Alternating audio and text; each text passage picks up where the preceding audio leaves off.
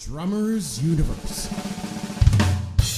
Ladies and gentlemen, once again we're here with Drummers Universe podcast. I'm Matt Cleary-Smith. We have Jonas with us today as well, who is now going to be a partner with myself in the Drummers Universe podcast.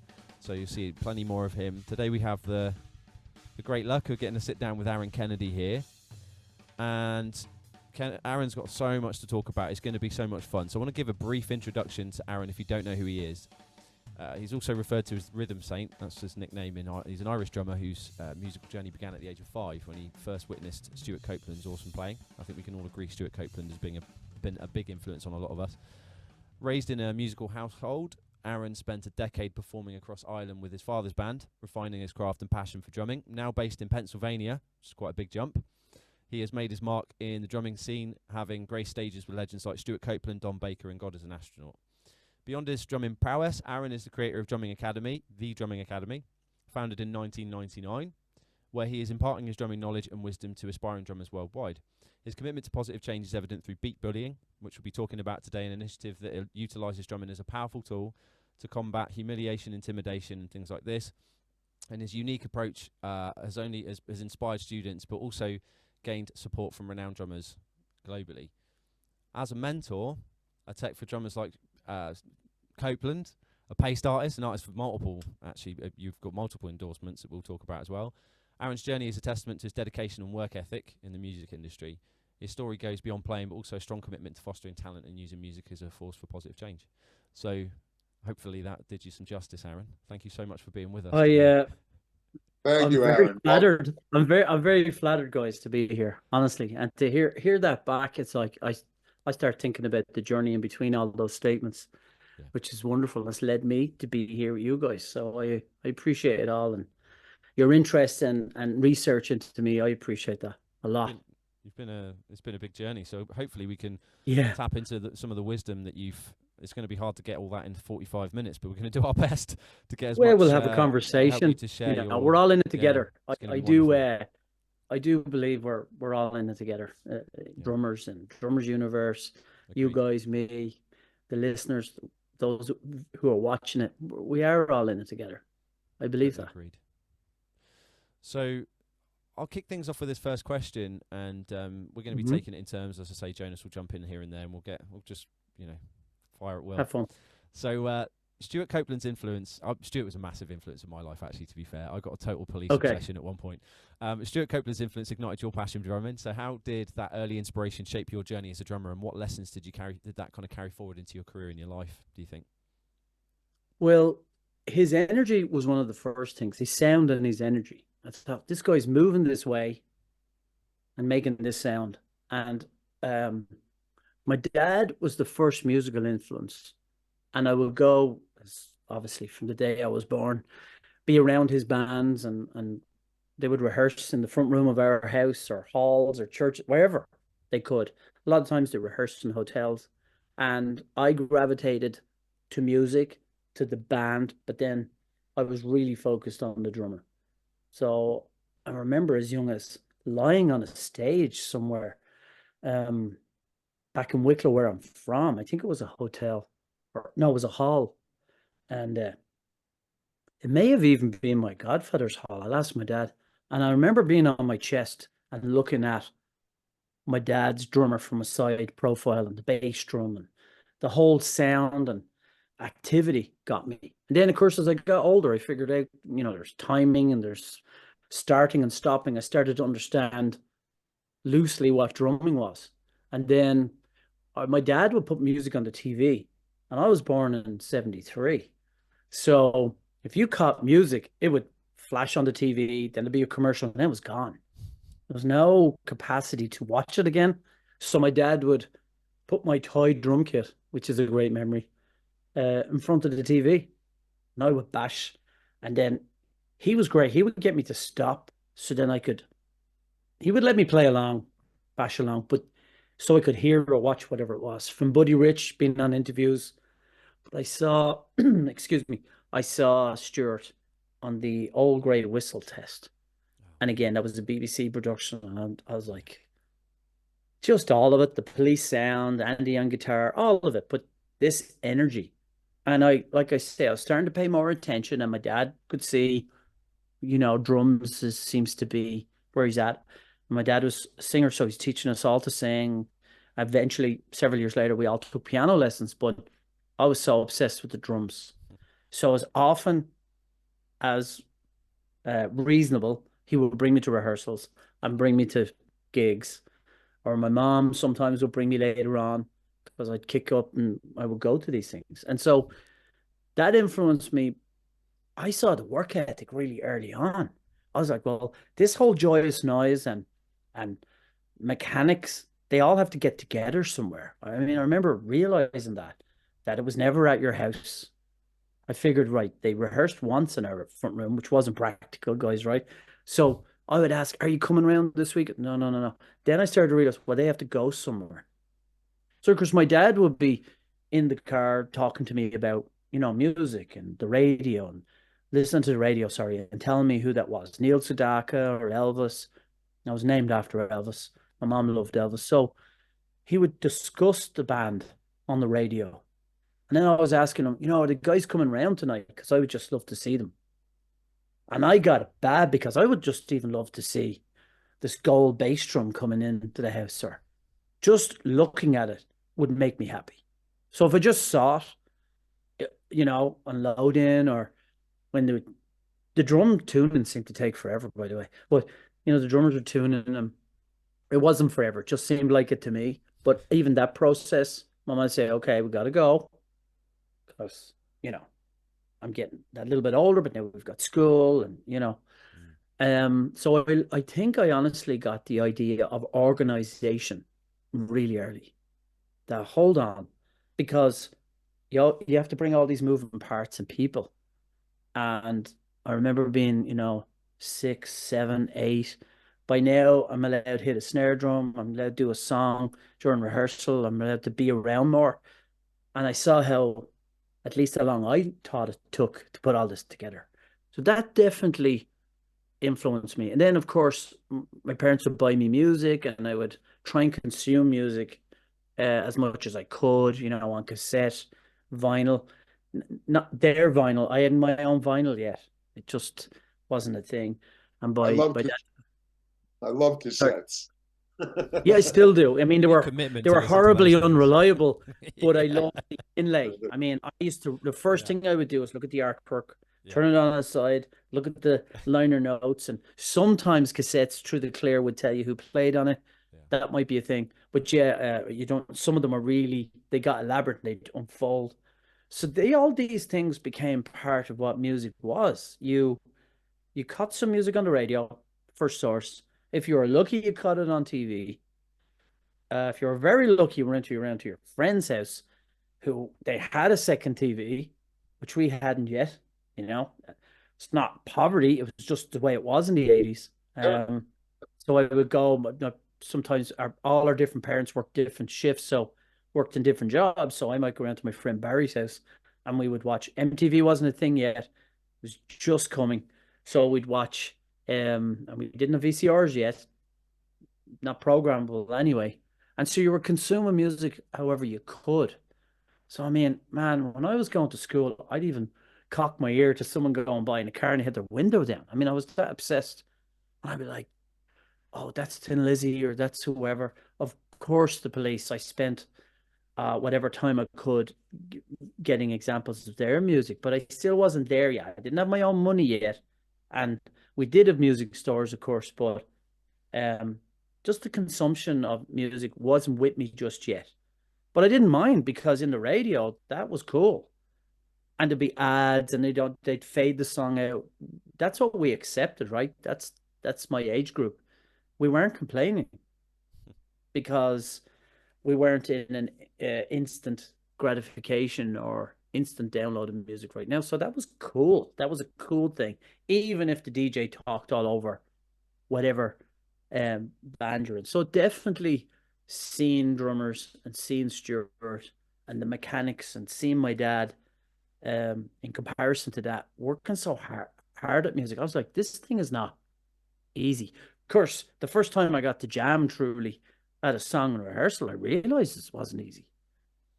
couldn't It's reach the inter- pedals. It's just difficult. It's a difficult instrument. It's interesting you mentioned the concept of radio as well, because I remember seeing an interview with Taylor Hawkins where he was talking about when he first started, he'd just sit there with his drum set and the radio, you know. So you didn't get to choose what music he was going to play to, so he just played at every Right. record that came on and tried to Whatever like, sound came as good next. as possible. Yeah, exactly. Something- It's changed Yeah, everything. and there's you know. something Yeah. beautiful What a about that. What a great way to, Yeah. Great. Sit there and jam A everything, great whatever it is. Yeah. And you're playing over it and you can't really hear. And even Right. today, you still, with the gear, you still have to try and find a balance of what comes in. And Yeah. that was a big part of what other people perceive, I think, and still do to this day, the monster of drumming. They take up a footprint. They're expensive. Most people understandably don't know how to tune them. And of course, you're not going to get the sound of your favorite band because that's just Well, the way it is. And I realized that too. And that doesn't sound like the 1987 record that I'm listening to right now. Not Why is without, that? not Why is without that? I don't. putting- Why don't they have a gated snare? I didn't even. It was a much later time in my life before I understood what that was. And in fairness, I do talk to my students about that. Even today, it's still relative that, getting the sound of your favorite person or what the production is. It is important. And that goes back to that work ethic thing. Buying the drum kit, getting the lessons even, but buying the drum kit is not. It's Well, not you know, even the start. that was something else I want to, like, while we're on this subject, I just wanted to ask you, like, Yeah. for me personally, Jonas, you probably got a story too. I know my first kit was bad hodgepodge together, like whatever birthday money had come in, mum did Right. split half on it, and we got this kit out of a farmyard, what we could get. It was like out the back of a of a barn. That's awesome. You clean it up, and that thing, I got paid to use that drum set when I first started gigging, so I'd Yeah. love to hear about your story, what you talked about starting with a cheap kit. Tuning is so important when you've got a cheap kit to make it sound as good as possible, heads you use, all that stuff. So you want to talk a bit about That's your great. journey in the early stages of cheap kit use and making it sound as good as possible. Yeah, and thank you for that. I mean, we had a principal store in Dublin that was the main store. It's in the capital, so it's going to be more sizable. And we had, there was good equipment in there. And then I had a local store actually, it was in the town I was educated in. I would go on my break and go in there. They would have one drum kit. And still to this day, I have a great relationship with the guy who managed drums there. And we'll give him a shout out. He has a store called Making Music in Ireland. And he's a drummer and he plays every weekend. That's awesome. So I've had that relationship with him. In fact, he's my son's godfather. I love And it. I would go in there on my break and look at drums. Now, I will tell you, I had a very high standard from the start. So that's an issue. That is an issue. So I did have a toy drum kit, and eventually went up into the attic, and I would bash this thing in front of the TV.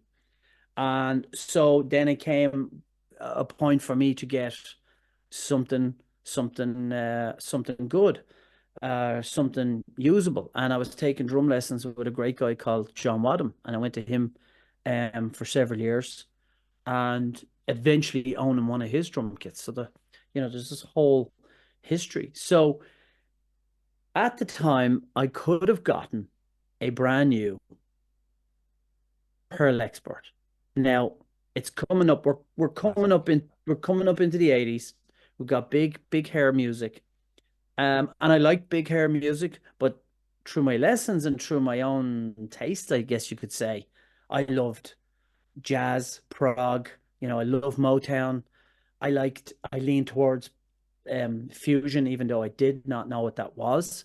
I guess I was attracted, especially through Stuart, and started to learn who Dave Weckl was. I started to get attracted to people who are exponents of this instrument.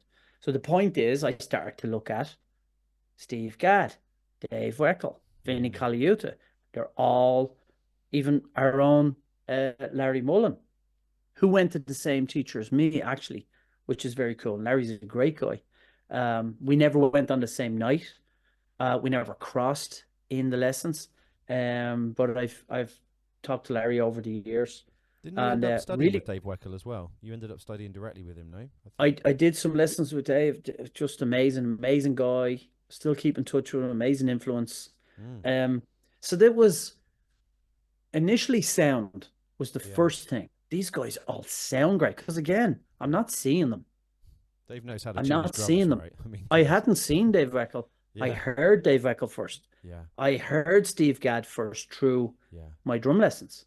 In fact, there was an ear test once. Maybe your viewers and listeners appreciate this. John put on Buddy Rich, who he idolized. John was from Croydon and a fantastic jazz drummer. And I'm very, very fortunate I went to him. So I'll share on Drummers Universe some of his playing the rest of the week. He put on Buddy Rich, Steve Gadd, Dave Weckl. Yeah. Ear test, vinyl. So I do Talk have about a power trio. I do have the list somewhere. I absolutely have it of those songs. Well, he was not happy with me at all. He put Buddy on, then he put he put Steve Gadd on, then he put Dave on, Dave Weckl last. So I'm listening. Okay, he said. Who do you like? That's exactly what he said. Who do you like? Not who do you gravitate towards, none of that, not that deep. Who do you like? And I said, I like the third one.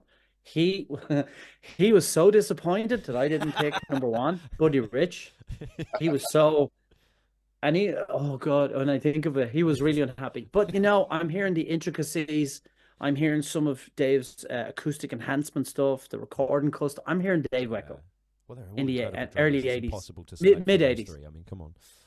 Yeah. So that's where it's so again, this is answering your question about the kit. So there's options, not a lot of options in Ireland. Even the drum magazines I would get. I'd have to get on the bus, go to Dublin, get this big magazine store to get it in for me. They weren't that reliable, so I collected all the magazines. Eventually, then Rhythm, of course, directly, but Yamaha, I gravitated towards Yamaha, and of course Recording Custom, but it was out of my budget at the time.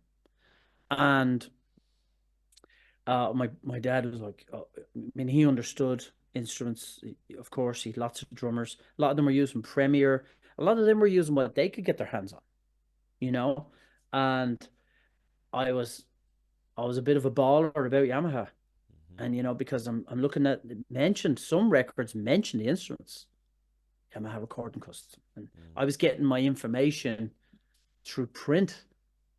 Again, I hadn't too many magazines just yet, and they're going to push what they have. So I eventually got what's over here. It took me 20 years to seek it out. A Yamaha 5000. So instead of getting the new mid-range kit, I wanted to spend the same money or whatever budget we thought we had. That wasn't even a conversation really with my dad. There wasn't a Recording Custom conversation yet. There was a Yamaha distributor in Dublin, and actually, it wasn't a very pleasant experience when you would go in. I guess, two things. Look, they were a bit condescending anyway, and then they would realize that most likely a 12, 13-year-old walking through the door is not going to spend $3,000, $4,000 pounds in Ireland on a 4-piece black Recording Custom kit. Well, ironically, I went on to do exactly that, but not there, because they weren't very welcoming. And the time I did, fast forward, the time I did go to buy the kit, I went into them, they were very rude to me. And you'll appreciate, Matthew, I went into Rhythm magazine and I found the Northern Drum Centre in Leeds, Bradford, and I wrote a letter to them and said I would like to buy an 8 through to 18 Yamaha Recording Custom. And they called my home, and the landline, is Aaron there? Cool British accent. I said, I happen to be just in from school. I went, yeah, because I was a teenager, because we're fast forwarding, right? I said, yeah. And I did business with them, and that kit came to the States. It's currently in Rochester, New York. I'm trying to get it back.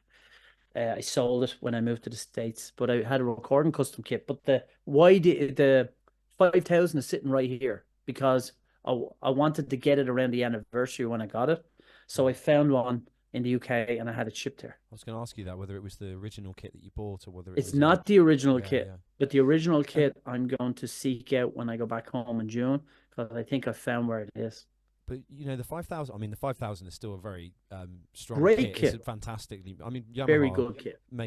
do a fantastic They manufacturing do. all the way I was through with the levels, Yamaha. right? But I played I was- Yamaha for the first 20 years Yeah, of my I was still career. going to ask you though, like tuning tips for people with those cheap kits. Like, what would you recommend?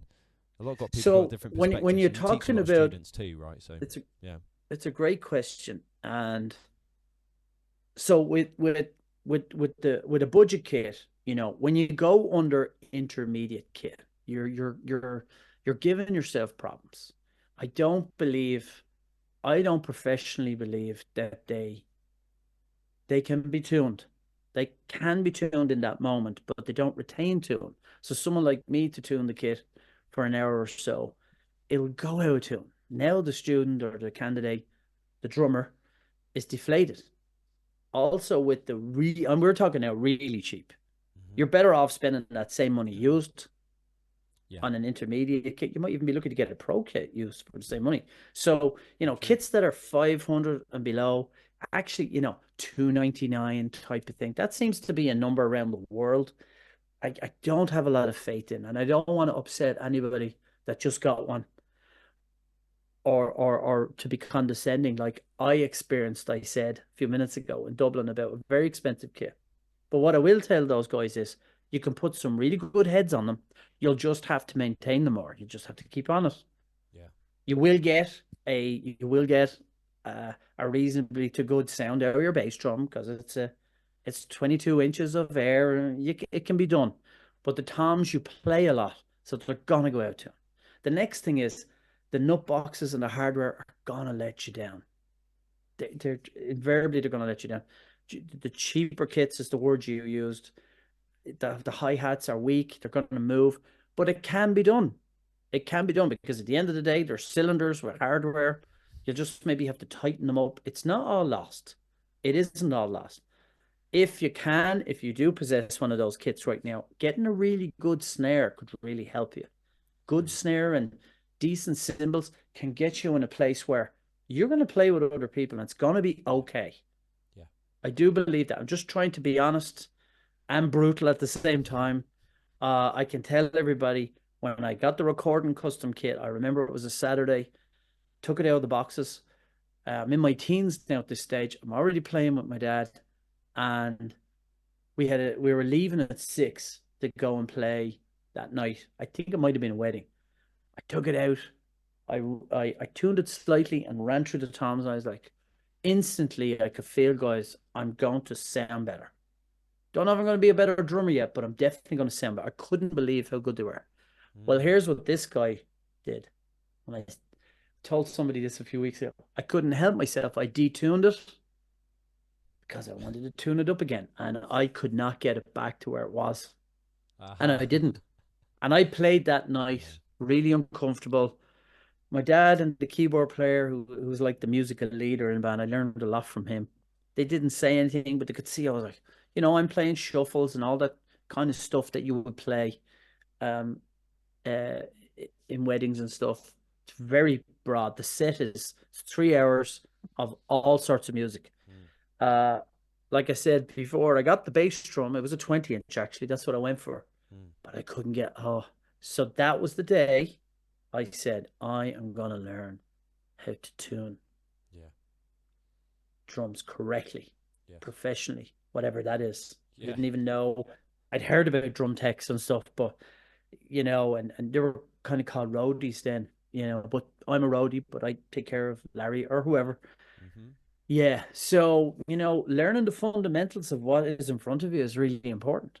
But I do think, you know, good heads, decent cymbals, and a good snare can really, really influence your overall sound. We'll call it a budget kit. I prefer not to say cheap, because you can spend the same money on used. And I get excited even about used cars because they have a character and you can get more value. So it took me 20 years to find the same finish, the same sizes. It's over there. And I've been going out with my band with this kit. It's 1979. That's That's what I had, same color. And a guy called Bob Wynn in the UK hooked me up with it, you know, and he was great to deal with. And it's a great kit. I'm trying to think, maybe I paid $500 for it.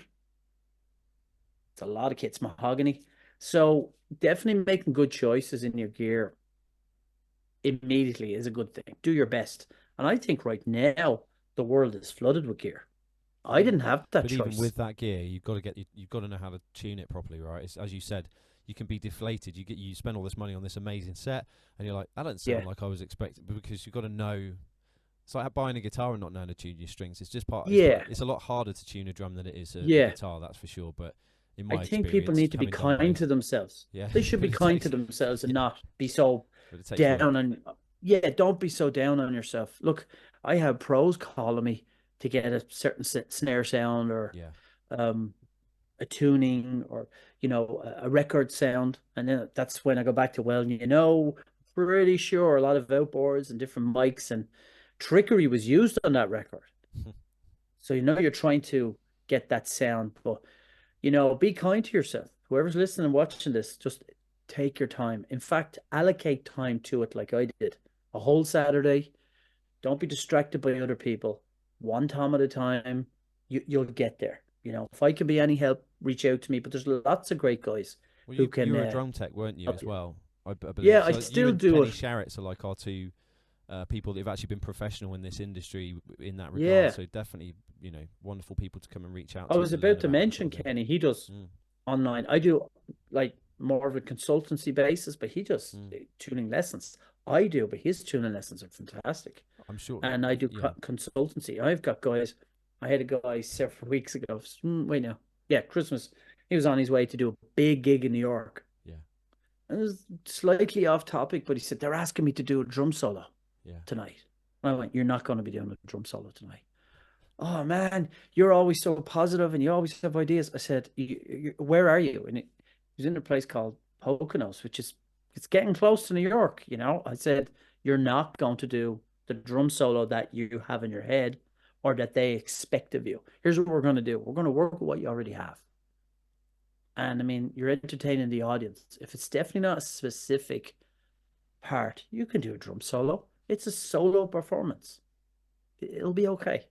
And he got through it, and he couldn't see that initially. He thought I was going to discuss technicalities over the phone or send him a YouTube clip of me or someone else. I enjoy solos, This guy's a great drummer, a great drummer. He also will admit he's not that great at tuning. I help him a little bit with that too. Mm-hmm. So it's about stepping back and saying, okay, hold on. I don't know how to do this. It's doable. We're doing it. You can do it. Just, you do have to put the time and the reps in. Got to work with your snare for an hour or so and say, well, what am I doing wrong? Get in touch with one of us. There's other resources out there. I mean, I do think there's some myths. I do think there's some gear that's not entirely necessary for you to get an amazing. I keep doing this because I have a drum kit in front of me and drum kits beside me and the Copeland behind me, but you can do it. I think take from what Aaron Kennedy did. I tuned it down and I hurried into tuning it back up. I was under pressure to leave the house and it was not a good idea. And I messed up. So give yourself time to learn how to do it and understand how a drum works, and you'll get there. And you can do it without muffling the drum too much, opening up the mics too much if you're using mics, depending on something else other than the drum. Because at the end of the day, it's an organic instrument. So you can do it. I think you definitely shouldn't rush into it. Just take your time and you'll learn how to do it. I do believe that. Well, I also I've noticed you can get custom stuff made for almost the same price as a high-end kit as well. I personally I play pork pie Okay, percussion. great drums. They're made by Bill Dedamore in California. Great. And to me, they sound as good as anything on the market. I've been playing them for 25 years. So that's something I advise people on sometimes when they're asking me about, high end. I tell them, maybe look into some custom because they're smaller Absolutely. companies and the quality is clearly there. They're Hmm. usually made by hand, which is, something really, It's really beautiful. cool. Beautiful.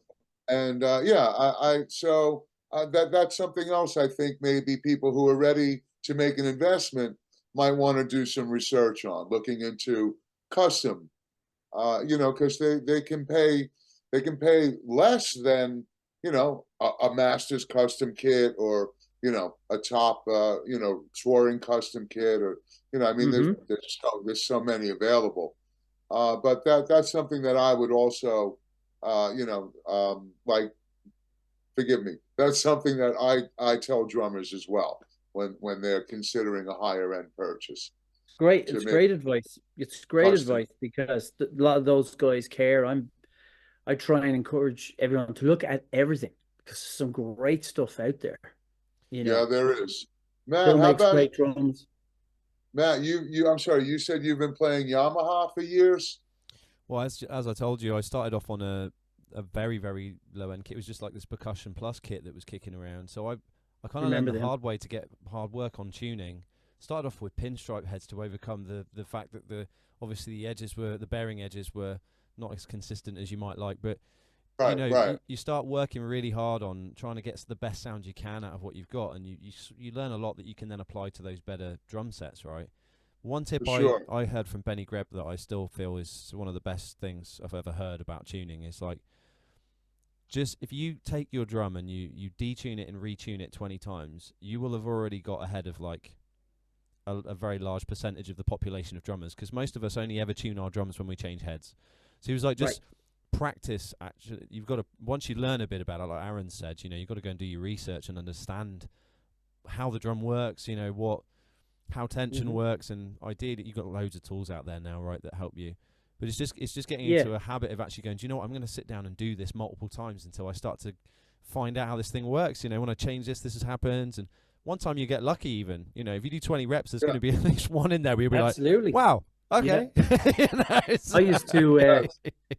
I used to do it on a Saturday. I'm sure my neighbors yeah, delighted. I would, tune it all the way down, yeah. tune it all the way I think up, it was great you did put, that. put, Yeah, put a record on, and now uh often like I tuned something to Dennis Chambers the other day, and a couple of weeks ago I was looking at Vinny, and I was like, okay, and just trying to get it close. But there's other factors. But yeah, Sure, wherever your sure. space is, off camera, we were talking about, we all have different spaces, and not all of us have always been lucky to have lots of space. But as yeah, long as if you can walk around your drum kit, that's pretty. The luxury starts there. yeah, Like, if you're able to actually walk a complete circle around your drum kit, that means the footprint is good. So the yeah, point being, you can work in comfort, because I know sometimes someone's space can put them off. Say, well, the time I get to practice is the time the neighbors out. Well, look, yeah, guys, don't practice that day. Don't jam with your band that day. Whatever. Use that 1 hour to work on your snare tuning. yeah, We do have to, sacrifices are not discussed that much. We're talking about gear and investment. I thought investment was a great word. Jonas was a great word, but you do have to hmm, invest in yourself. So, um, to slightly fast forward, when I launched the Drumming Academy, I have always spent 50% of my income and time back into self development. yeah, So that started way back then. So I just wanted to shred on a Saturday morning. I wasn't teaching yet. I just wanted to yeah, listen to Phil Collins and Genesis and Rush and all these great bands and jam along.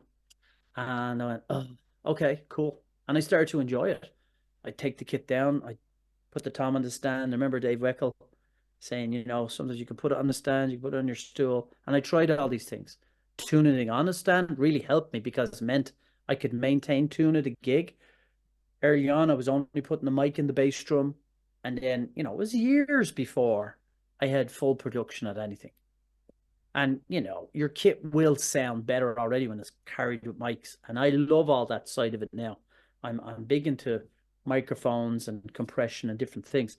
But back to reality, I love the real tips that I got from some of these drummers. So yeah, if you only have an hour, either practice or work on something you're weak at, as opposed to I'm gonna, shred. And I was always pretty disciplined at that. I enjoyed the work side of it, and I felt, well, when I show up, because I wanted to make my dad proud. I wanted the audience to hear a nice drum kit, and I was pretty confident.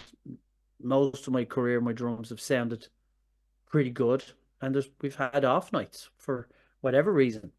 Don't break heads that often. It does happen, but that's another thing, is about your technique and how you tune. So if I was teching for somebody, don't have to, but I'll generally use your stick, because and try and mimic how you play, because that's going to be the sound we're trying to get, and I still do that, whether it's locally or for a studio or for myself. It's like, I'm gonna use the stick that I'm using tonight, not the mallet or whatever, because it does affect the tuning. But I think it's a whole other podcast. I think if you've never tried to tune, you should just do it, because we all started somewhere. It wasn't like we were born with it. And when you buy a drum kit, generally you're not told. It's kind of a bit of a pain I have, a bit of a gripe within the industry, and I know the industry it's already spending enough to produce good products, and stores are busy. But the amount of drum kits that come through me, several this month, that were not tuned, brand new kits, boxes handed to people. Again, I get like frustrated. in the industry, the way it tends to go is that there's a lot of people and prioritizing these days, trying to get through their chops and everything. But in the end, you get the most results from those core skills, right? Tuning, time, these kind of fundamentals. And obviously, don't get me wrong, I love technical drumming. I love chop studies and all of that. I'm obsessed with that stuff. It's great, But and it's just recognizing where the 80% of the work is going to come from if you want to be professional, or what's going to get you in your local band or playing with others. Yeah, I mean, and if your drums sound fantastic, can get you there. Best you can get, that's going to help. If you can get you there time really well, that's definitely going to help. Right. If you sound good, it's appealing. It's a flavor. Yeah. It doesn't matter what's on the plate. You say, well, don't eat with your eyes just yet. So, well, actually this, and I do think music is like that. And that I talked about the animation and stuff. Yes, I like it. I'm not the biggest stick trick guy, because I just don't know that many stick tricks, quite honestly. But I love Thomas Lang. I think he's great. I don't know that many, but I think it's cool. Yeah. You don't have to be a hater of that. It has a place, right? But if someone that's showmanship. That's not drumming. Sure, showmanship, entertainment. It's great to have, everybody should have a little bit of showmanship in them for sure. It serves its place and takes its own degree of practice as well. Work. Really fine motor skills, and it's also rhythmic. But Aaron, if I can, I want to. I know we've talked about tuning and getting the best out of the gear you've got, and is there something? I guess like, let's say. I'd like to talk a little bit about cymbals. Sure. Again, there are more cymbals to choose from than there are stars in the sky, and that's a wonderful thing. It is. What if somebody was going out? Hey, I just got this top 40 gig, and I'm going out on the road, and I need a set of cymbals that I can play Gloria Estefan with, and I can play Foo Fighters with. I don't have time to swap out cymbals. Is there, would you suggest, maybe a 22-inch ride, for all applications, 16-inch crashes? I mean, do you have, a family of all-inclusive, something that, something that you would lean towards? Absolutely. I just consulted with a guy on Friday, He's the musical director at the school I work with. And they got donated a kit, and the department is busy. So I said, here's what we're going to do. I will get heads from Evans and I will tune it for you because I already know before I go into the room, you're going to need that. It's going to be nice to have fresh heads. So I go in and, he needs cymbals. So then you got to start looking at budget. Then you got to start asking, what are you going to do with them? And again, it's great because often you can only buy once. You just only budget to buy one set or buy once, and once might be this is once for the next year or two, or sometimes longer. Yeah, Gear. they're It's a expensive. great world for cymbals and drums. There is a plethora. There's a galaxy of equipment now, and I say it every year. Every year I say this. There's never been a better time to be a drummer, but actually, this is another great year. And it's not all to do with the gear that I have. Obviously, I'm a Paiste artist, and played Paiste from the start. And I sold my pool table at home to pay for some of the bill for my color sounds in the 80s. And they were black. Of course, the black was the fashion bit. And then I liked Paiste, and I played them for years. And now I have Paiste. Now, my main sound is Paiste Signatures, and they're the upper range of Paiste. But what I can tell you, I'd like to share with everybody today, I told Nick at the department, without him even telling me his budget, I said, here's definitely what you absolutely should do. And I have some, here's one earlier, but PST-7s, I have to say, they're unbelievable. They are, for the price point, they sound like 2002s if we're talking Paiste. Mid-range hardware, they sound good, and you can go on my YouTube channel and hear them, because I'm not just saying it. I said, I don't even know what your budget is yet. We can get to that. You tell me what your budget is. Well, I can spend it for you because we can get you world-class cymbals. But I think what you need to do is you want something out of the box that works straight away. You're not having to rehearse with it.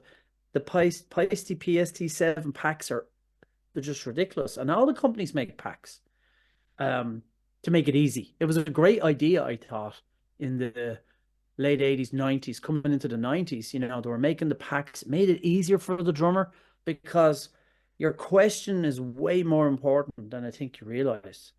What should I play?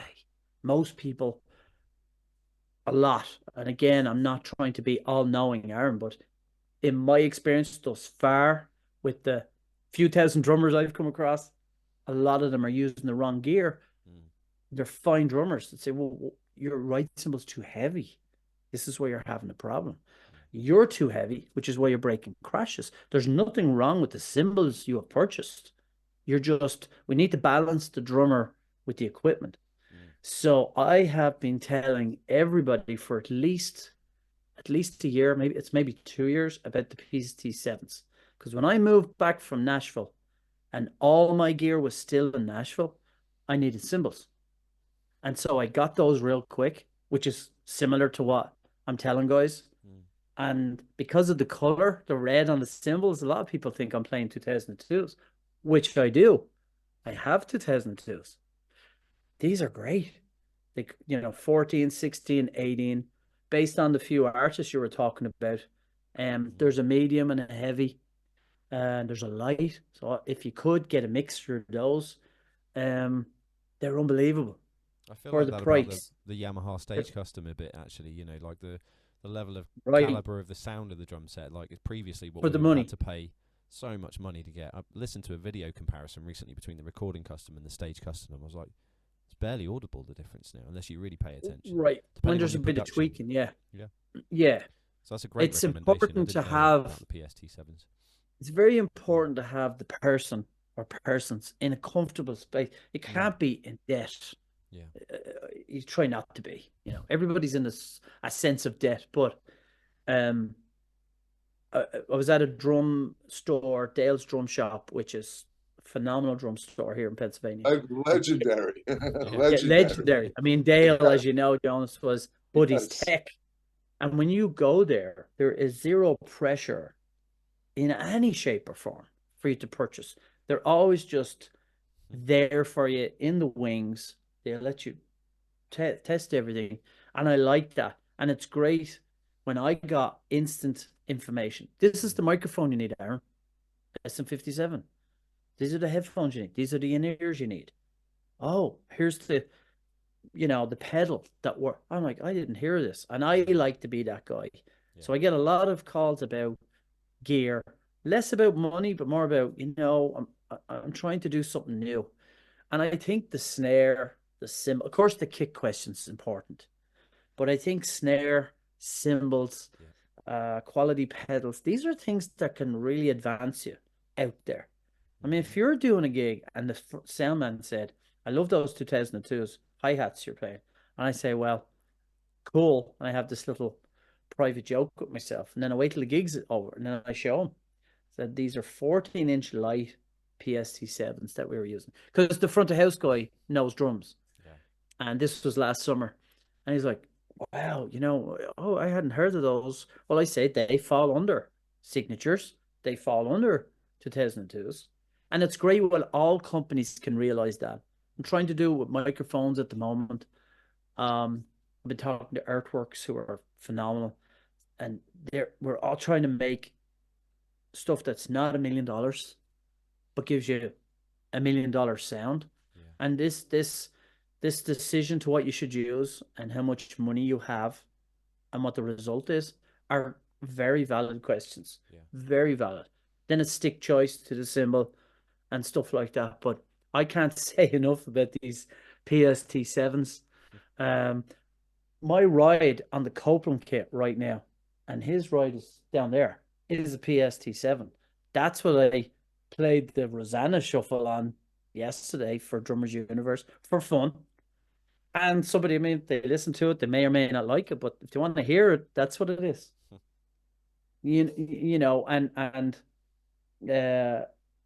I could play any ride I want, and so could most people, because you could buy a ride. A ride is not the most expensive thing ever if you just buy the ride on its own. So I'm using a PST7 on this Tama Star Classic, which is a lovely kit, and it's working.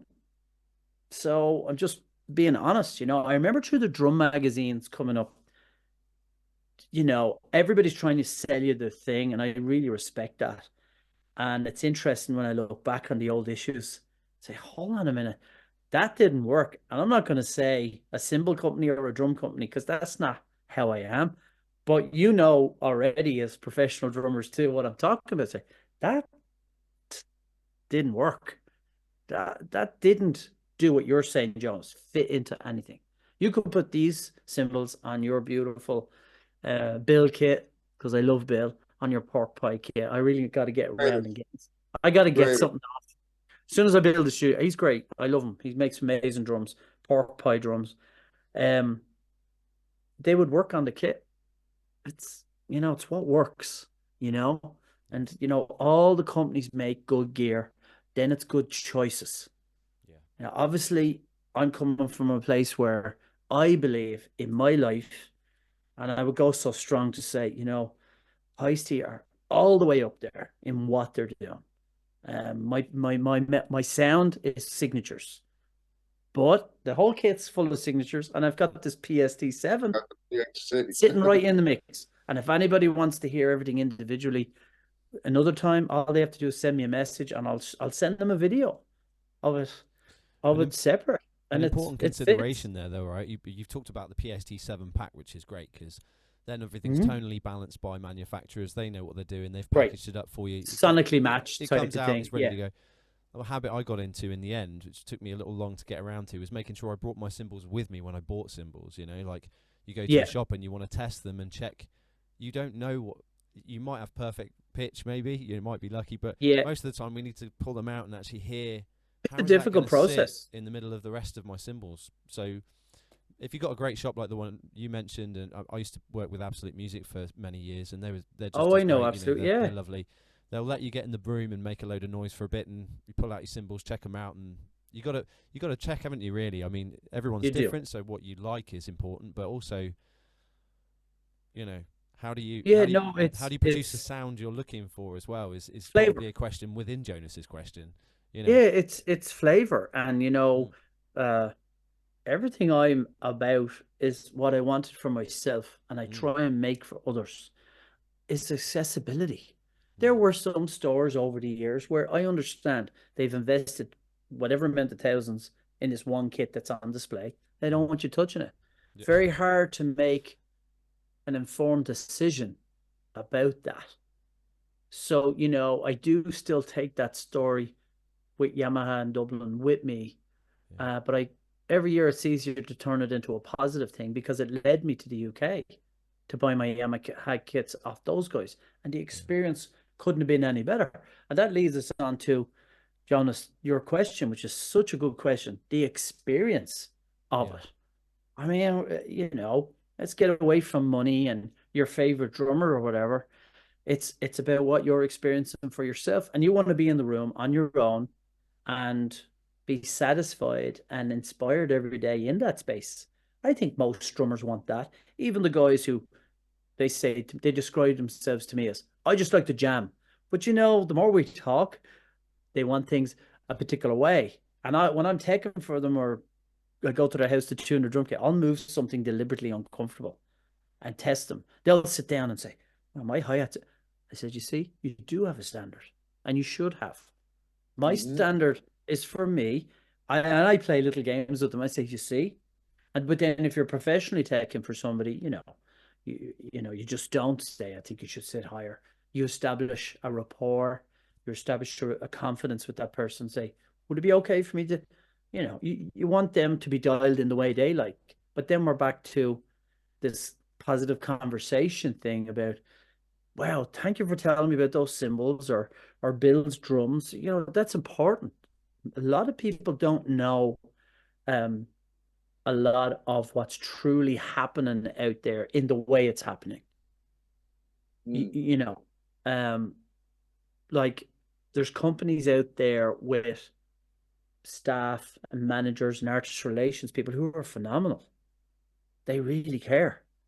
And if you're a lot of the average drummer doesn't have the experience to talk to them, but I want to say they're, whether it's Rob from Hudson Music that makes all the DVDs, to all the artist relation guys I have. I know a lot of the guys on Drummers Universe are informed, because we're nerds and we like drums, but there are people behind these great instruments who are drummers, who have careers as drummers, who toured, and now they work in sales or marketing or design. It makes this whole thing go around. Somebody said, let's make the pack. Somebody said, do you think we should put holes in cymbals? And the stuff that works, thanks to them, you know, Yeah. somebody decided, let's put holes in cymbals, and everybody, somebody probably thought it was crazy. So it's an ever evolving, uh, it's an ever evolving time, um, for us all in drumming. And I think it's great when somebody can give, somebody great advice. And I love your questions because they're thought. I just charged my Mac. They're thought provoking. You know, I think it's very personal. Someone's setup, and I can understand somebody couldn't be bothered having four octabands on two stands, and I still love one up, one down. Believe it or not, I have a one up, one down kit there. So I shrink and grow my setup all the time. I grow my ideas all the time, and I try and share that with people. Say, just do it. So finally, on that question, I was at Dale's drum shop for the launch of Tama's Star Drums, and I met a really fine gentleman. I think his name was Rich, and he lives in Maryland. And he hadn't. This is the quick story. He hadn't bought a kit since 1992 or something. And Star drums are quite expensive, but they're phenomenal. And we had a conversation, and I played, and then I love the conversations with these guys. And he said, that sounded amazing. And I got him to play. And he goes, oh my. And I said, well, what's going on? Because he seemed perplexed. I mean, this is a drum hang. It's a happy time. He said, I'm really, really torn between investing, your word, Jonas, in this 5-shell star kit. I said, okay, I understand that. And I was just there to demo. And I said, well, have you talked to the guys? So I said, let's look at this. When was the last time you bought a kit? He said, well, 92. I said, are you happy with that kit? He said, I am. And now that I hear these, So I think he was being hard on himself in that what I could tell was that he didn't keep up with innovation all these years. I said, it's not important. We're here now because this is the latest that they do. You've fallen in love. Now divide in the years since you haven't spent on a shell pack since 92. And he went, I hadn't looked at it that way. I mean, if you like what you see and hear, especially what you hear, talk to the guys. And he left that day with a star kit. And I remember Dale just smiling at me from across the room. And he said, I could hear some of what you were saying to him. And he said it was more about his journey as a drummer than, you should just buy these because they sound great. Right. And he went home and got his, he went back to Maryland, and he did come back and trade in his, bigger tom, power tom. And it's back to that word earlier, experience. He had a great experience. I was in touch with him last year. He still has them. He loves them. And it's like that investment in yourself. It's not a small amount of money, granted. But when you start to look at your timeline of your life, and it's another way I look at this for people. Yeah. So I think drums brings people together, and the conversation of what everybody uses and what they could use is worth it, Love it. So, Well, then there's, again, this falls into the beauty of what we do. I have experience with a studio, doing some recording in a studio near where I live here. The engineer has called me in to do some sessions, and I'm very grateful. But he has this old Ludwig kit there, but he has an Istanbul Ride, Sabian hi-hats, like a UFIP splash cymbal. It's amazing. He says, look, if it's at all possible, can you not change anything? He's like, I've got this kit so dialed in. He's like, if you can bring your kick pedal, that's great. And you know what? I use what he has. I don't have to bring anything in. Right. It's not a Frankenstein. It's a family kit. It's just right. They call it a house kit, but it's a family kit. Just put it together. Well, the drums are all Ludwig. Right. Ludwig. The cymbals are, a mixed bunch. Sure. But sure. I certainly approach it. Okay, what's going to serve this music the best? I'm not, it's not. No way. I'm using my snares. No, to me, it's just back to making music. Yeah, making music, playing drums, right, Matthew? Just getting it done, and the viewers just now after this podcast, before we close and do it another time, is you can do it. It take 5 minutes, step back, look at your setup. Quite often, all of us don't have what we would really love. I've been very lucky, but there's been situations and inspirations and stories and people and investment to bring these different drums into my life. So there was a time that I was looking at posters on my wall of Tama drums and Remo drums and Paiste cymbals and whatever, all the stuff that I liked. And the artists, that was a thing. Posters were a thing. Do you remember, Matthew? They were a thing. You go to a drum store and they'd have Omar Hakim, or behind these Pearl Kitten, Jeff, that poster of Jeff. This year I'm going to build, I told you off camera, I'm going to build a Jeff Porcaro kit. So, it's just today us talking is about inspiring the drummers, all these great drummers that are on the Facebook page. Just figure out what your journey is. And if it's incomplete in some way, reach out to any of us, right? We're all available to complete the story because Sure, sure. everybody's setup is relative. It's Well, relative. you know what, Aaron? I mean, I did want to get to this. We're obviously more than likely going to do a second of these, but Sure, I'd um, love that. you know, I'd love that. your drumming academy's been a big part of your journey, and I just before Yeah. we wrap this thing up, I'd like to touch Hmm. on that and at least make sure that you've had an Sure. opportunity to talk a little bit about your philosophy of teaching and mentoring, and perhaps Yeah. tell people where they can go if they want to have a bit of help from you, because you've got a Well, lot yeah. of So experience you draw from that you can help people I move forward on appreciate their you journey. guys. This You know, it's just great A to have well. a. I really appreciate all you guys. I mean, I love what I do and I love drawing. And I just, like I said earlier, I just like to look at them. I listen, I open the door here and I look at this kit before I yeah, go to bed and I look at it in the morning because I feel that grateful. I yeah, set Drumming Academy up as somewhere cliche I wanted to go. In 1999, contemporary drum lessons that covers obviously technique and music, and we study all the drummers. We observe all the drummers. Actually, I prefer to say that we look at their background, um, their bio, all that stuff.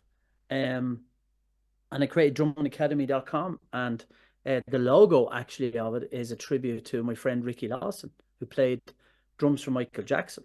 Michael And there's a Jackson, whole sure. yeah, there's a whole story to that, and that's why Bash, as he's nicknamed, is actually Ricky Lawson, and he was very much a part of my life and Drumming Academy. And Drumming Academy is just contemporary, personalized drum lessons. Right now, I'm doing them online 7 days a week. The mentoring side of it is the trust is built up, and often people who are vulnerable when they're playing drums, they wish they were a little bit better. Other things are going on in their life. yeah. And I create a coaching business called Engage the Universe. And often they become, quite often, the college age guys, the older guys and ladies, they become coaching clients. So we build trust. I do what I do. I do what I can to help them be the best version of themselves.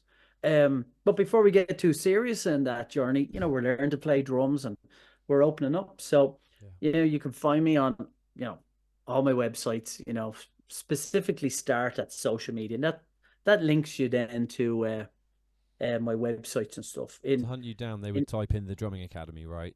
drummingacademy.com, we're there, But or it's just the on the Drumming beginning, Academy no? on Facebook. Yeah, one name. Is have you got a the in the URLs, No, or is it's just just just drummingacademy.com? Right, yeah. just Just wanted to check, drummingacademy.com, and then mate. yeah, I'm sorry. Yeah. I actually I don't I should do better with that linking them, but people reach out to me every day, and Rhythm Saint I'm represented as an artist. Yeah.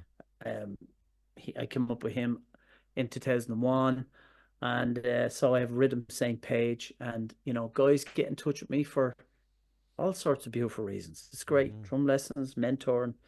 It's Aaron, great. can I ask real quick? I'd Uh-huh. like. I'll give you an example. The great Tony Thompson, he should rest in peace. Oh yeah. One of his lines of drumming wisdom was, "If you're thinking about going for a fill, don't." Can you Yeah. give us something that we can, that people can take with them? One line. Yeah, sure. Listen, my tattoo says true self, and that there's a whole story to that too. Be yourself all the time, every day, and give all of you in all you do. That's really it. Just be like, it took me a while to be comfortable with myself, but you can do it.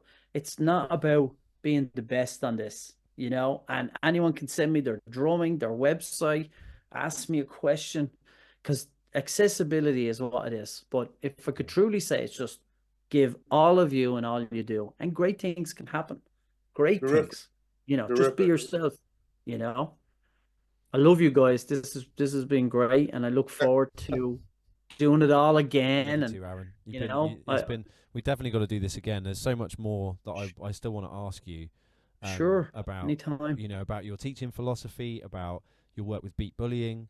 You've Hmm. had such a colorful journey as an artist, and as a drum tech, you've done so many different areas of the industry.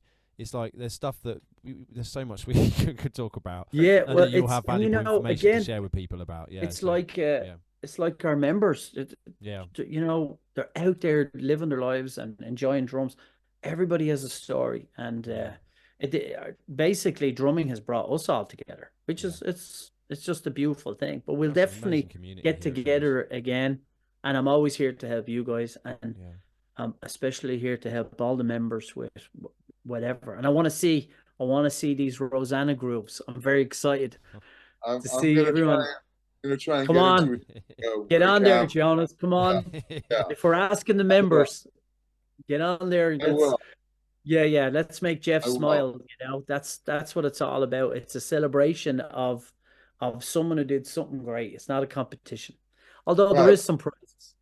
There is some prizes, and I'll throw a prize in there also into the mix. So I'll email you guys. I'll throw a prize in there as well, also for the winner. All right. We'll look forward to it. Thank you, guys. I appreciate you. you, and I appreciate Same all the here, my Drumming friend. Universe members. We will do this very soon. We must. We've got to get another one in. It's going to be a part 2 with Aaron Kennedy for sure. Oh, We've got perfect. we've I'm gotta not go- sure. I really need to talk to you more about your philosophy on teaching. I know that you do some wonderful stuff with your students to help them build confidence and all of that stuff. And I just think that's so I valuable to the really community. appreciate Yeah. that. I'm going back to it now. After this, I finished Yeah. my evening, the Sunday Fine. evening, teaching for the evening. I'm flattered. You Yeah. know, We've I'm gotta flattered talk to to you teach about that, 7 Aaron. days. Absolutely. No, absolutely no problem. Yeah. Anything I can do for you. Well, thank you very much to Aaron for being here. Thanks, Jonas, for being here as well. No, First thank you, my man. Thank first you. Joint experience here, trying to, Great. make sure we get the best information we can out of these legends, So thank you. Yeah. And Jonas, it's been great hearing your perspective on things too. You're a fantastic drummer yourself, so Absolutely. it's been wonderful hearing your perspective also. Guys, So, thanks so much. Peace and paradiddles, man. yeah. I'm Peace really and looking forward. paradiddles. Much love, everybody. Well, thank you so much for Yeah. being here. Thank you. Everybody's been watching. I hope you've enjoyed it, and we'll see you in the next video in the next podcast very soon. Cheers. Thanks again.